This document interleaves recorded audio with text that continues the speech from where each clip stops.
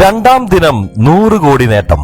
ഈ വീഡിയോ നിങ്ങളുടെ മുന്നിലേക്ക് സമർപ്പിക്കുമ്പോൾ ചെറിയൊരു കാര്യം പറയുകയാണ്. മറ്റൊന്നുമല്ല, നമ്മുടെ ചാനൽ നിങ്ങൾ ഇതുവരെ സബ്സ്ക്രൈബ് ചെയ്യാതെയാണ് കാണുന്നെങ്കിൽ ദയവ് ചെയ്ത് ചാനൽ ഒന്ന് സബ്സ്ക്രൈബ് ചെയ്യുന്ന കാര്യം പരിഗണിക്കണം. കൂടാതെ നോട്ടിഫിക്കേഷനായി താഴെ കാണുന്ന ബെൽ ബട്ടൺ കൂടി അമർത്തണമെന്ന് പ്രത്യേകം താല്പര്യപ്പെടുകയാണ്. രണ്ടാം ദിനം 100 കോടി നേട്ടം.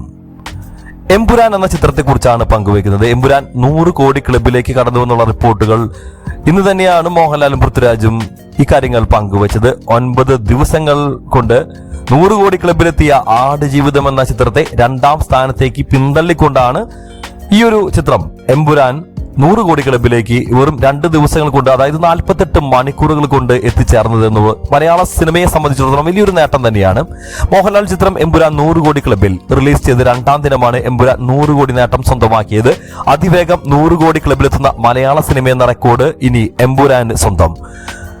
9 ദിവസങ്ങൾ കൊണ്ട് 100 കോടി ക്ലബിലെത്തിയ ആടുജീവിതം 2ാം സ്ഥാനത്തേക്ക് പിന്തള്ളപ്പെട്ടു. മലയാളത്തിൽ നിന്നുള്ള 10ാമത്തെയും മോഹൻലാലിന്റെ 3ാമത്തെയും 100 കോടി ക്ലബ്ബ് സിനിമയാണ് എമ്പുരാൻ.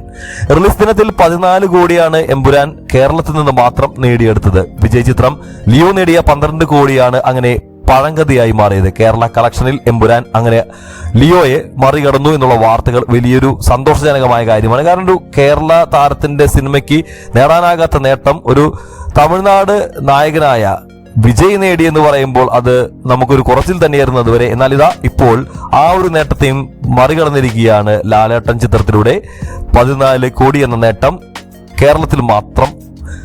സിനിമയ്ക്ക് ശരാശരി അഭിപ്രായമാണ് പ്രേക്ഷകരിൽ നിന്ന് ലഭിച്ചുകൊണ്ടിരിക്കുന്നത്. മിക്സഡ് റിവ്യൂസ് ആണ് പല ഭാഗത്തു നിന്ന് കേൾക്കുന്നത്. എന്നാൽ സിനിമ അത്യാവശ്യം നല്ല തിരക്കേടില്ലാത്ത സിനിമയാണെന്ന് ഞങ്ങളുടെ പക്ഷം. ഇത് ബോക്സ് ഓഫീസ് കളക്ഷനെ വരും ദിവസങ്ങളിൽ എങ്ങനെ ബാധിക്കുമോ എന്നുള്ളത് നോക്കിക്കാണേണ്ട വസ്തുതകളാണ്. മാത്രമല്ല, സംഘപരിവാറിൽ നിന്നുള്ള വലിയ രീതിയിലുള്ള ആക്രമണവുമുണ്ട്. കാരണം ചിത്രത്തിലെ ചില വിശേഷങ്ങൾ, ചില സംഭവ വികാസങ്ങൾ സംഘപരിവാറിനെ ചൊടിപ്പിക്കുന്നവയാണ്. അവരെ വേദനിപ്പിക്കുന്ന രീതിയിൽ കാര്യങ്ങൾ പോകുമ്പോൾ അവരിതിനുള്ള ഹെയ്റ്റ് ക്യാമ്പയിൻ ചെയ്യുകയും അതിന്റെ ഫലമായിട്ട് ഇതിനൊരു റീ എഡിറ്റിംഗ് എന്നുള്ള ഒരു സാധ്യതയിലേക്ക്, അല്ലെങ്കിൽ റീസെൻസർഷിപ്പ് ഈ ചിത്രത്തിന് വേണ്ടി വരികയും ചെയ്തു. മാറ്റങ്ങളോടുകൂടിയാണ് തിങ്കളാഴ്ച മുതൽ ഈ സിനിമ പ്രദർശിപ്പിക്കുക എന്നുള്ള വാർത്തകൾ കേൾക്കുന്നുണ്ട്.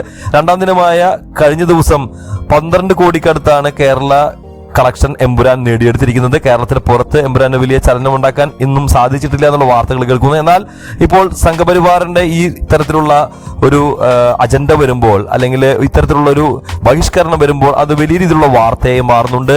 റീ സെൻസറിങ്ങും റീ എഡിറ്റിംഗും ഒക്കെ വരുമ്പോൾ അത് കൂടുതൽ രീതിയിലുള്ള ചർച്ചകൾക്ക് വഴിവെക്കുന്നു. മാത്രമല്ല, മറ്റുള്ള സംസ്ഥാനങ്ങളിലും ചിത്രത്തിന് വലിയ നേട്ടമുണ്ടാക്കാൻ ഇതുവഴി സാധിക്കുമെന്ന് കണക്കാക്കുന്നു. മാത്രമല്ല, സിനിമ പുറം രാജ്യങ്ങളിലും വലിയ നേട്ടമാണ് ഉണ്ടാക്കിയെടുത്തിരിക്കുന്നത്. ഇതിനോടകം തന്നെ 100 കോടിക്ക് മുകളിൽ ചിത്രം നേടിയെങ്കിൽ ഒരു കാര്യം ഓർപ്പിക്കാം, ഫൈനൽ കളക്ഷൻ ഇതൊരു 300 കോടിക്ക് അടുത്തുള്ള ഒരു കളക്ഷൻ ചിത്രം നേടിയെടുക്കും. അങ്ങനെ ചിത്രം വലിയൊരു വിജയമായില്ലെങ്കിലും ഒരു ആവറേജിന് അപ്പുറത്തേക്ക് പോകുന്ന ഒരു വിജയം എന്നുള്ള നേട്ടത്തിലേക്ക് ഈ സിനിമ നടന്നെടുക്കുമെന്ന് തന്നെയാണ് പ്രതീക്ഷിക്കുന്നത്.